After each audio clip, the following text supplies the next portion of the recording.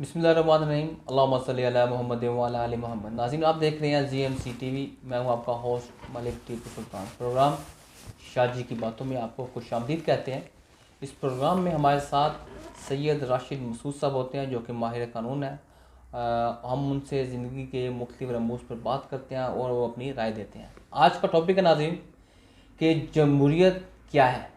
जैसा कि कहा जाता है, democracy is the government of people for the people by the people.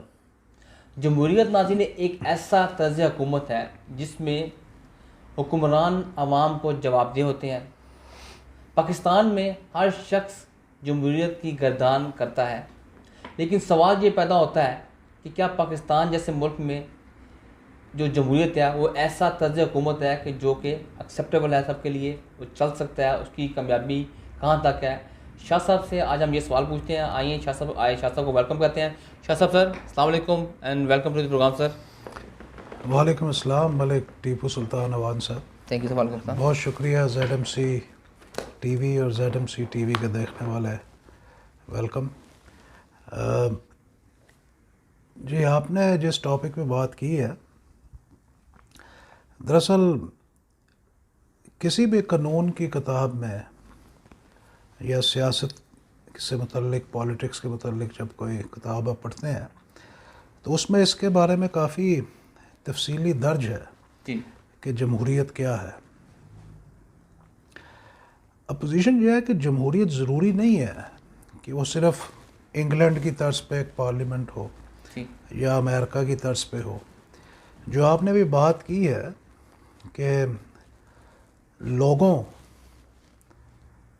की हुकूमत हो जी, और जो मुंतखब नुमाइंदे हुक्मरान बनते हैं वो लोगों को जवाबदेह हों, ये सबसे बड़ी चीज़ होती है। जी, देखें, पाकिस्तान में हमने कई किस्म के देखे हैं तर्ज़ हुकूमत, जिसमें शुरू में गवर्नर जनरल थे, फिर प्राइम मिनिस्टर बने, फिर सदर बने, बल्कि एक वो BD मेंबरशिप भी हुई थी, कोई BD बेसिक डेमोक्रेसी शायद अयूब खान साहब ने की थी। ज़ियाउल हक साहब ने भी एक इलेक्शन करवाया था बग़ैर पार्टी के। कुछ पार्टीज़ वाले इलेक्शन ऑब्वियसली होते रहते हैं। और एक जमहूरियत वो भी है जो कि इस्लाम ने हमको दी है। जी, इस्लाम में जो जमहूरियत है वो कुछ फ़र्क है।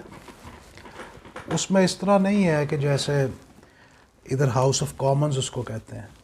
कॉमन्स का मतलब कॉमन्स ही है कि जो कॉमन पीपल है उनके नुमाइंदे जो हैं वो पार्लियामेंट में जाते हैं और फिर वो रिप्रेजेंट करते हैं अपनी कौम को। और एक हाउस ऑफ लॉर्ड्स है जिसमें जो माहिर हजरात हैं अपनी ज़िंदगी के तजुर्बात की वजह से या अपनी मुख्तलिफ जो उन्हें खिदमात दी हैं दुनिया को, अपनी कौम को, उसकी वजह से उनको हाउस ऑफ लॉर्ड्स का नुमाइंदा बना दिया जाता है। जो इस्लामी पॉलिटिक्स जो थी या हुकूमत का तरीका था, उसमें खलीफा बनाया जाता है जी, और वो जो खलीफा है उसको वैसे तो आप कह सकते हैं कि कॉमन्स ही सिलेक्ट करते हैं जी, लेकिन दरअसल वो जो कॉमन लोग हैं उनमें से ऐसे लोग जो कि प्रोमिनेंट हैं, किसी वजह से वो जाने माने जाते हैं अपनी एफर्ट्स की वजह से, वो लोग जो हैं वो उस मजलिस शूरा का हिस्सा बनते हैं, जो नाम ज़ियाउल हक साहब ने दिया था। और फिर उसके बाद वो एक नुमाइंदा जो है उसको एज ए हाकम, हाकमियत तो अल्लाह ताला के पास है लेकिन अल्लाह ताला का नुमाइंदा बनाते हैं हाकमियत के लिए। ये उसका तरीका है। तो उसमें अब जो मज़ीद बात है वो इस तरह है कि हमारे मुल्क में कौन सी जमहूरियत है जिसके ऊपर अक्सर बहस होती है। बिल्कुल सर।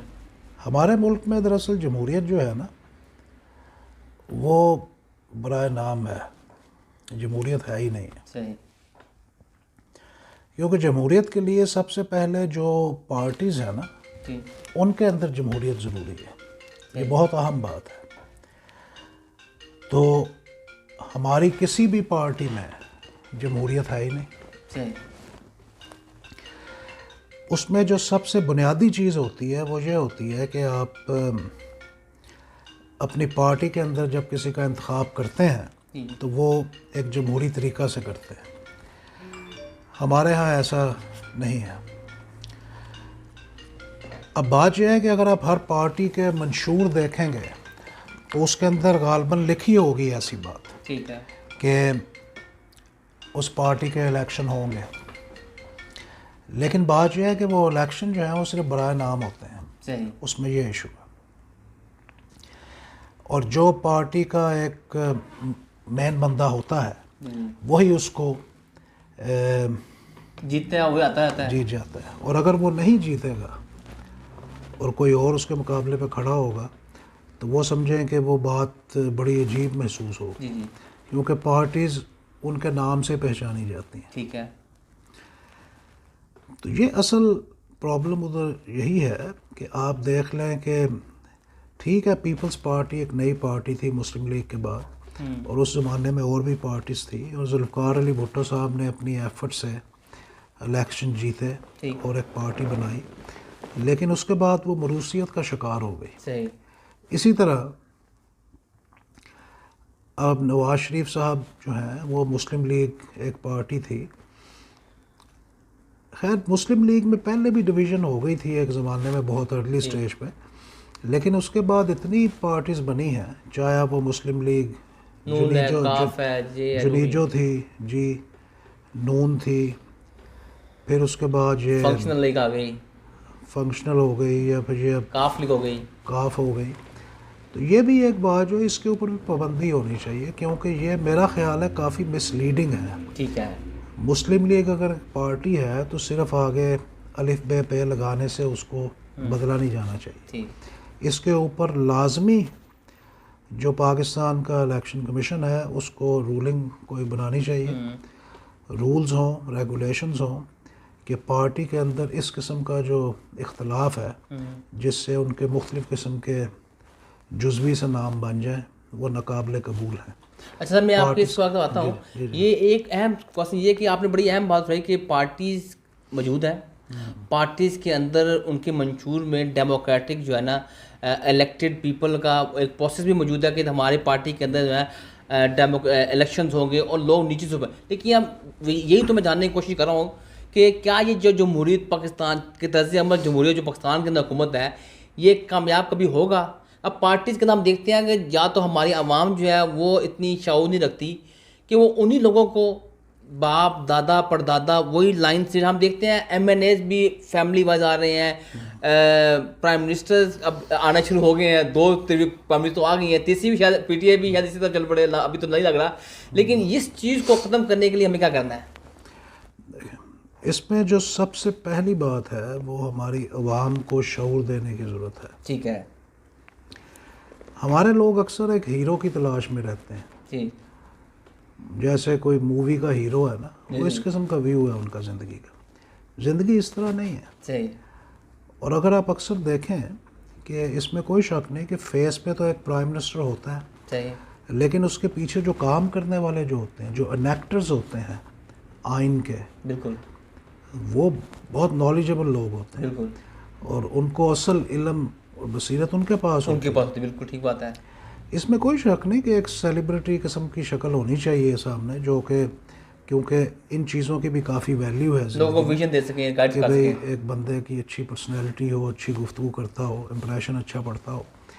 लेकिन इस मुल्क में वो चीज़ जैसे अब नहीं है। ठीक है। इधर आप वो ये नहीं देखते कि भाई शक्ल सूरत कैसी है। UK में कह रहे हैं आप? हाँ, UK में, बल्कि अमेरिका में मैंने देखा है, अभी भी देखते हैं, पर्सनैलिटी देखते हैं, इतना कद होना चाहिए, ऐसी शक्ल होनी चाहिए, इस किस्म की चीज़ें हैं। उसकी वैल्यू है अपनी जगह पे, लेकिन इंसान की खूबसूरती जो है वो उसकी मेरे ख्याल में अकल और गुफ्तगू से उससे ज़ाहिर होती है। तो जो मेन पॉइंट है उसमें हमारे लोगों में जो प्रॉब्लम है ना, जो कॉमन्स हैं जिनको मैं कहूँगा कि वो हमेशा ये मज़ारों पे जाने वाले लोग हैं और लंगर खाने वाले लोग हैं, जी वो बेसिकली जैसे मज़ारों को मानते हैं, वो इसी तरह एक शख्सियत को अपना लीडर बना लेते हैं और उसके पीछे फिर अंधाधुंध दौड़ते हैं। उनको अपनी एबिलिटी पे नहीं है कि हमारे अंदर वो एबिलिटी है। हम वो लोग हैं जो आगे आ सकते हैं। हाँ, इस मुल्क में आप देखें पाकिस्तान के कितने पसमानदा इलाकों से लोग आए हैं जी और यानी गरीब तरीन इलाकों से लोग आए हैं, और वो लोग इधर आके आज वो बैरिस्टर्स भी हैं, सोलिसिटर्स भी हैं, डॉक्टर्स भी हैं, पॉलिटिशियंस भी हैं। बिल्कुल। तो हमारे अंदर ऐसा कोई अगर एक बेटा बनना भी चाहेगा तो बाप कहेगा नहीं ये तेरे बस की बात नहीं है, बिल्कुल ये उन लोगों का काम है, हमारा काम नहीं है। सही। तो वो बुनियादी उनको ताकत ही नहीं दी गई हमारी कौम को ठीक है। कि वो इस तरह सोच सकें। तो वो हमेशा एक लीडर को ढूंढते हैं। लेकिन लीडर को ढूंढने में कोई बुराई नहीं है। सही। हर इंसान को ज़िंदगी में एक लीडर रहनुमा चाहिए, बिल्कुल चाहिए, क्योंकि उसके बगैर इंसान काफ़ी भटक सा जाता है। बिल्कुल ये बात कर रहे हैं। लेकिन ये वो लीडर नहीं है। ठीक है।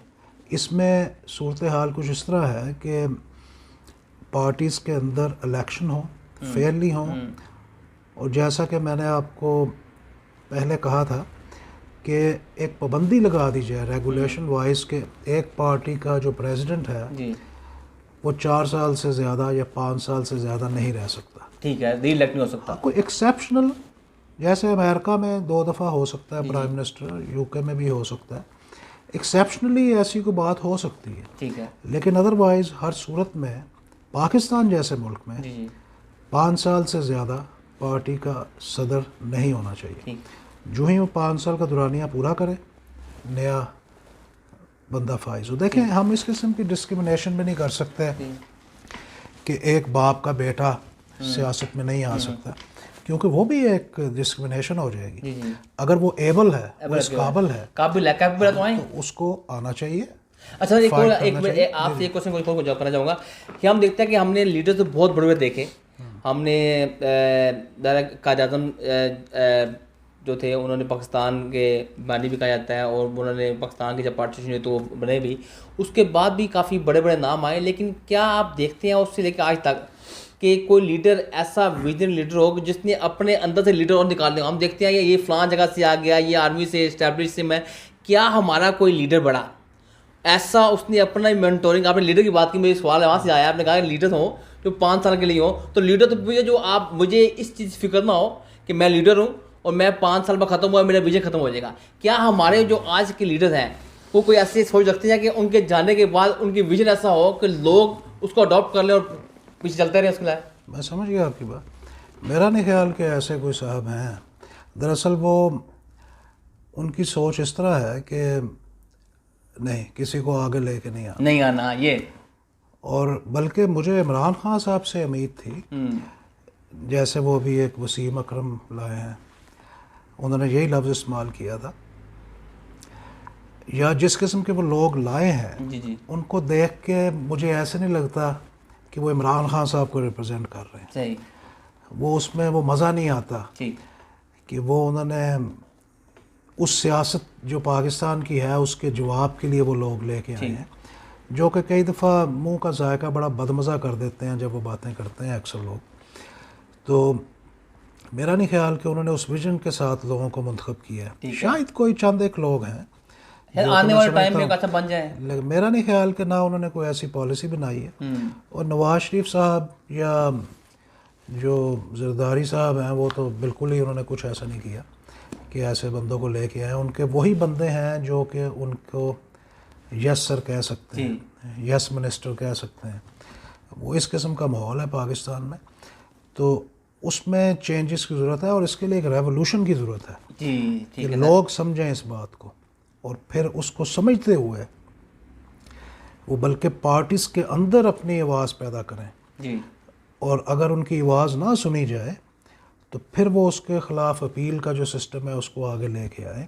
और हुकूमत को चाहिए कि पार्टीज़ को कंट्रोल करे बजाय इसके कि वो पीनलाइज करें, सप्रेस करें उन अपनी पार्टीज़ के नुमाइंदों को, क्योंकि पार्टीज़ तो अच्छे टेस्ट में बनी थी ना सारी, सब आज़ाद हैं उनका। अब वो पार्टीज़ के अंदर जब बाकायदा फेयर इलेक्शंस होंगे, फेयर प्रोसीजर चलेंगे और लोग अपनी आवाज़ बुलंद करेंगे बजाय इसके कि उनकी आवाज़ दब जाए, जी जी नवाज शरीफ साहब या जरदारी साहब या इमरान खान साहब की आवाज़ में, और वो दबे दबे रहे, तो उससे काम नहीं चलेगा। उससे देखें, इज़्ज़त अपनी जगह पे है, इज़्ज़त और एहतराम अपनी जगह पे होता है, लेकिन पॉलिटिक्स और डेमोक्रेसी की जो मेन बात है कि किसी की आवाज़ को दबाया ना जाए, शख्सियत पस्ती ना की जाए। हाँ जी। सर आपने बड़ी डिटेल में आज डेमोक्रेसी की बात की, हम कोशिश करेंगे आपके साथ इसमें बात करते रहें। आपने जो मेन मुद्दा था उसको बड़ा क्लियरली अप्लाई कर दिया कि बेसिकली हमारे पास पार्टीज भी हैं, लोग भी हैं, और पार्टीज के अंदर जो इलेक्टोरल रोल जो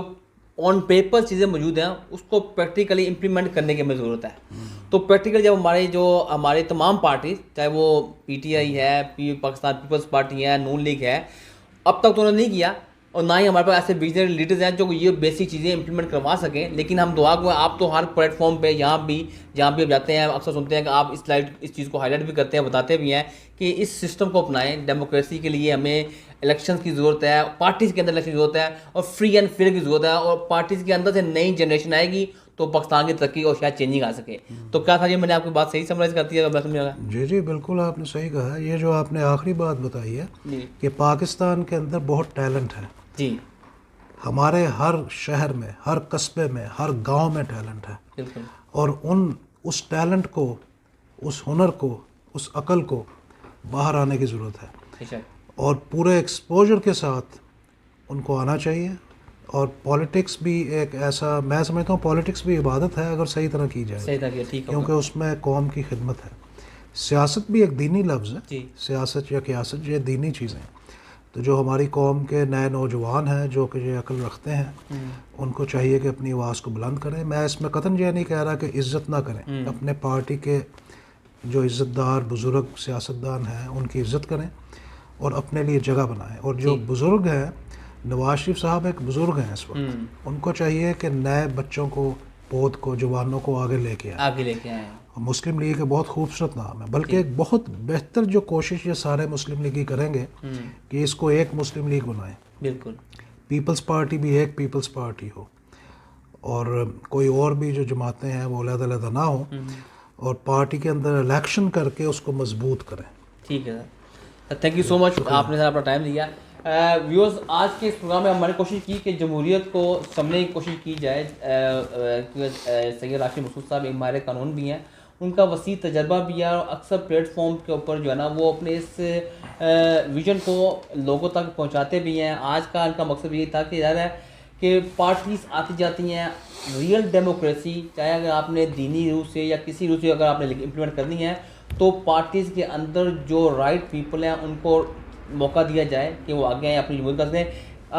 व्यूअर्स, हमारे इस प्रोग्राम को और इस तरह के मज़ीद प्रोग्रामों को देखने के लिए आप कोशिश करें GMC TV को और शाजी की बातों को लाइक करें, सब्सक्राइब करें, और ताकि आपको तमाम रीसेंट हमारी अपडेट मिलती रहे। अंटिल नेक्स्ट टाइम, अपने गिरदन वालों का ख्याल रखिएगा। अल्लाह हाफिज़।